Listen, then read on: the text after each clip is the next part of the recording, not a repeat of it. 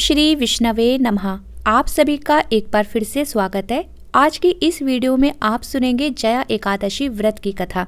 हमारे धर्म शास्त्रों के अनुसार एकादशी व्रत व्यक्ति को जीवन में सभी प्रकार के भौतिक सुख प्रदान करता है और मृत्यु के बाद मोक्ष की प्राप्ति कराता है। एकादशी व्रत करने वाले सभी साधकों को व्रत वाले दिन व्रत की कथा भी अवश्य ही सुननी या पढ़नी चाहिए। बिना व्रत कथा के व्रत पूर्ण नहीं माना जाता है। तो आइए अब सुनते हैं जया एकादशी व्रत की कथा। एक समय श्री युधिष्ठिर महाराज भगवान श्री कृष्ण से बोले, हे भगवान, हे जगदीश्वर, आपने माघ मास की कृष्ण पक्ष की सठतिला एकादशी का अत्यंत ही सुंदर वर्णन किया। अब आप कृपा करके माघ शुक्ल एकादशी का वर्णन कीजिए। इस एकादशी का क्या नाम है, इसके व्रत की विधि क्या है और इसमें कौन से देवता का पूजन किया जाता है। तब श्री युधिष्ठिर महाराज की बात सुन भगवान श्री कृष्ण कहने लगे, हे राजन, माघ माह की शुक्ल एकादशी का नाम जया एकादशी है। इसका व्रत करने से मनुष्य ब्रह्म हत्या आदि महान पापों से छूटकर मोक्ष को प्राप्त हो जाता है। इसके प्रभाव से भूत पिशाच आदि नीच योनियों से मुक्ति मिल जाती है। इस व्रत को विधि पूर्वक करना चाहिए। अब मैं तुम्हें पद्म पुराण में वर्णित इस एकादशी की महिमा की कथा सुनाता हूँ। तुम ध्यान पूर्वक सुनो। देवराज इंद्र और सभी देवगण स्वर्गलोक में सुख पूर्वक रह रहे थे। एक समय नंदन वन में उत्सव का आयोजन हुआ। सभी देवता, सिद्धजन, दिव्य पुरुष आदि सभी उत्सव में उपस्थित थे। देवराज इंद्र अपनी इच्छा अनुसार अप्सराओं के साथ विहार कर रहे थे। उस समय गंधर्व गा रहे थे और गंधर्व कन्याएं नृत्य कर रही थी और सभी आनंद में मग्न थे।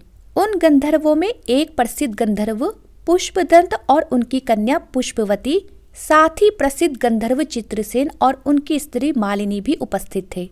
और मालिनी का पुत्र पुष्पवान और उसका पुत्र माल्यवान भी उपस्थित थे। माल्यवान बहुत ही सुरीला गाता था।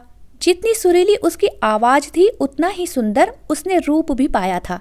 गंधर्व कन्या पुष्पवती माल्यवान को देखकर उस पर मोहित हो गई और माल्यवान पर काम बाण चलाने लगी। उसने अपने रूप, लावण्य और हाव भाव से माल्यवान को अपने वश में कर लिया। हे युधिष्ठिर, वह पुष्पवती अत्यंत ही सुंदर थी।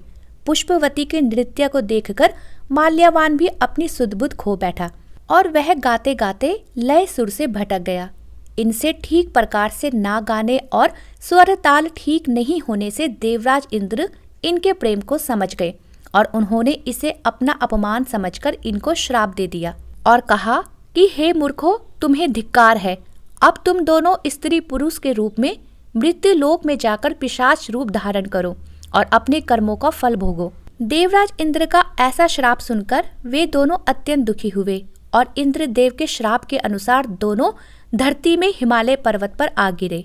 अब वह दोनों हिमालय पर्वत पर दुख पूर्वक अपना जीवन व्यतीत करने लगे। उन्हें गंध, रस और स्पर्श आदि का कुछ भी ज्ञान नहीं था। वहां उनको महान दुख मिल रहे थे। उन्हें एक क्षण के लिए भी निद्रा नहीं आती थी। उस जगह अत्यंत ही शीत था।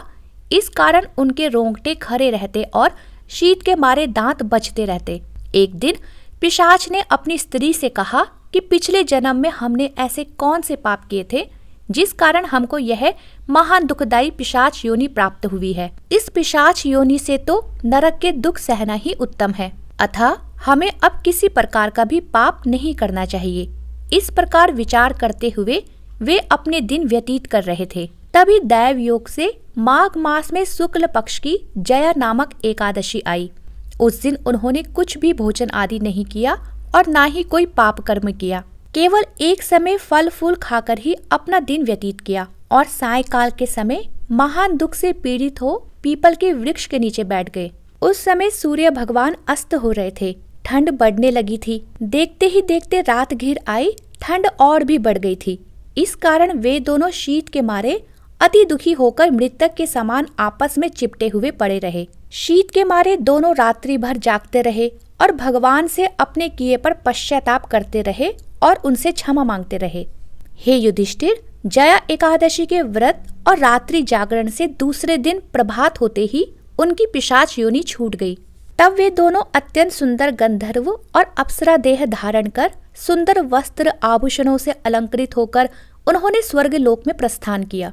उस समय आकाश में देवता उनकी स्तुति करते हुए पुष्प वर्षा करने लगे। स्वर्गलोक में जाकर उन दोनों ने देवराज इंद्र को प्रणाम किया। इंद्रदेव इनको पहले रूप में देखकर अत्यंत ही आश्चर्यचकित हुए और उनसे पूछने लगे कि तुमने अपनी पिशाच योनि से किस तरह छुटकारा पाया, सो सब बतलाओ। तब माल्यवान बोला, हे देवेंद्र, भगवान विष्णु की कृपा और जया एकादशी व्रत के प्रभाव से हमारी पिशाच देह छूट गई है। तब देवराज इंद्र बोले, हे माल्यवान, भगवान की कृपा और एकादशी का व्रत करने से न केवल तुम्हारी पिशाच योनि छूट गई, बल्कि तुम दोनों हम लोगों के लिए भी वंदनीय हो गए हो, क्योंकि भगवान विष्णु और भगवान शिव के भक्त हम लोगों के लिए भी वंदनीय हैं। अतः आप दोनों धन्य हो। अब आप प्रसन्नता पूर्वक देवलोक में निवास करें। इसके बाद भगवान श्री कृष्ण कहने लगे, हे युधिष्ठिर, इस जया एकादशी के व्रत से बुरी योनि छूट जाती है। जिस मनुष्य ने इस एकादशी का व्रत किया है उसने मानो सब यज्ञ, जप, दान आदि कर लिए। जो मनुष्य जया एकादशी का व्रत करते हैं वे अवश्य ही 1000 वर्ष तक स्वर्ग में वास करते हैं। कथा समाप्त। बोलो भगवान विष्णु की जय, एकादशी माता की जय। भक्तों, वीडियो पसंद आई हो तो वीडियो को लाइक, शेयर और चैनल को सब्सक्राइब करना ना भूलें।